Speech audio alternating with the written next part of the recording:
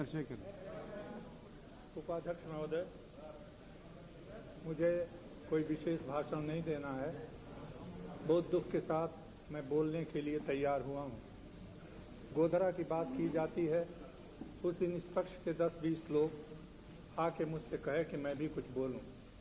मैंने 4 लाइन का एक प्रस्ताव लिखा था, जो बाद में स्पीकर, उस समय के स्पीकर माननीय बाल योगी जी को दिखाया था। उस समय आप भी मौजूद थे।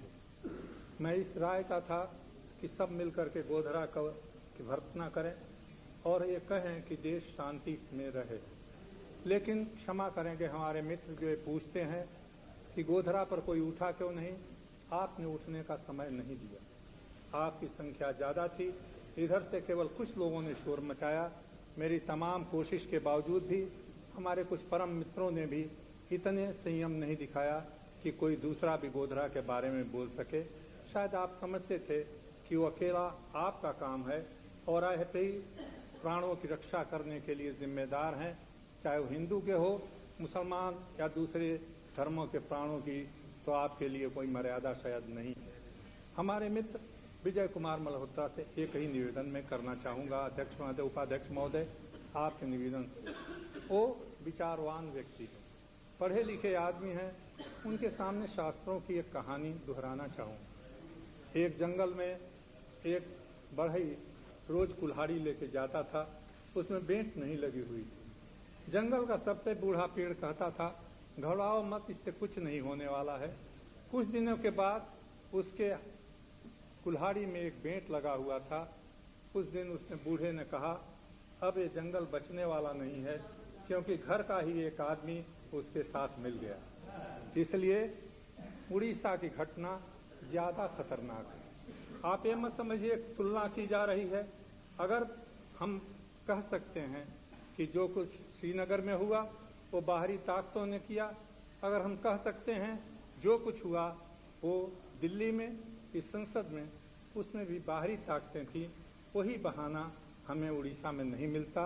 और एक खतरनाक खेल है, जिस खेल को आपको परखना चाहिए और इसकी भयंकरता को, इसकी पीड़ा को आपके दिल में होना चाहिए। मैं बहुत नम्र निवेदन करूंगा गृह मंत्री जी से। एक दूसरा अशुभ संकेत उड़ीसा से मिला है, क्योंकि पुलिस के लोग और आर्म पुलिस के लोग मुअत्तल किए गए हैं।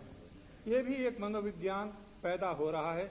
जो लोग हमारी सुरक्षा के लिए जिम्मेदार हैं, जो लोग संविधान की रक्षा के लिए जिम्मेदार हैं, अगर वो भी अपने कर्तव्य का पालन करने में हिचकते हैं तो कोई माहौल ऐसा बन रहा है देश में जिससे सीमाओं का अतिक्रमण हर वर्ग कर रहा है। कहीं विघटन की ओर हम न चले जाएं, ये खतरा हमारे ऊपर है।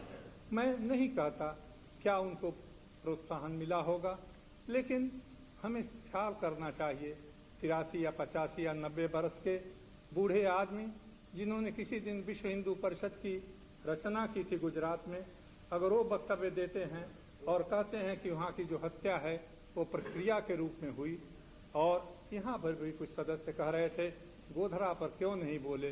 गोधरा में अगर हत्या हुई तो ये निम्न स्तर का एक पाशविक कार्य था और उसके बदले सैकड़ों लोगों को मारना किसी तरह से पुण्य का काम नहीं हो सकता।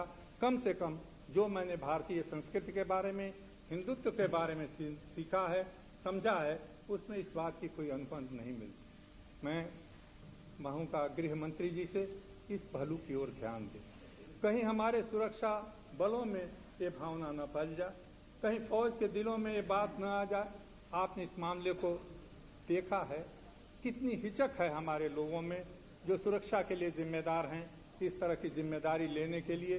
मैं उन बातों को यहाँ कहना नहीं चाहता, कोई विभेद नहीं पैदा करना चाहता, लेकिन गृह मंत्री जी आपका और प्रधानमंत्री जी का कर्तव्य है कि इन चीज़ों पर कुछ रोक लगाएं। जिस बात का जिक्र मुलायम सिंह ने किया है, जो कुछ बंगलौर में हुआ, एक उत्तरदायी व्यक्ति जो प्रवक्ता हैं एक बड़े संगठन के, वो कहें कि कोई वर्ग विशेष या किसी धर्म का में विश्वास रखने वाला व्यक्ति, उसकी सुरक्षा इस बात पर निर्भर है कि वो बहुमत के लोगों की भावनाओं का आदर करे, भावनाओं का आदर करे, इतनी तो बात होनी चाहिए।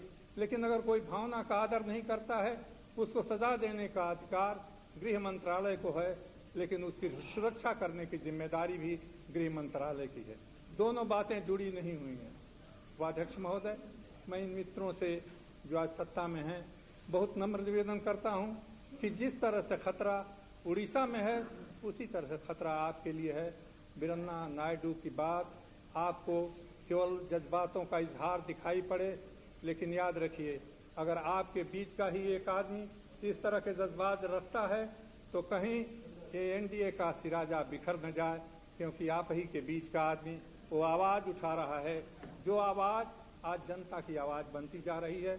मैं नहीं चाहता कि देश विघटन की ओर जाए, मैं नहीं जानता ये देश उत्तेजना की ओर जाए, मैं नहीं चाहता नफरत के लिए जाए।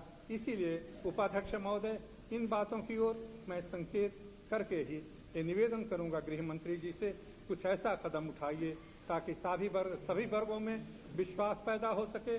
आप किसी पर प्रतिबंध लगाएंगे या नहीं, लेकिन अपनी जिम्मेदारी का पालन सरकार करे, यही मेरा अनुरोध है। Karbala Swain.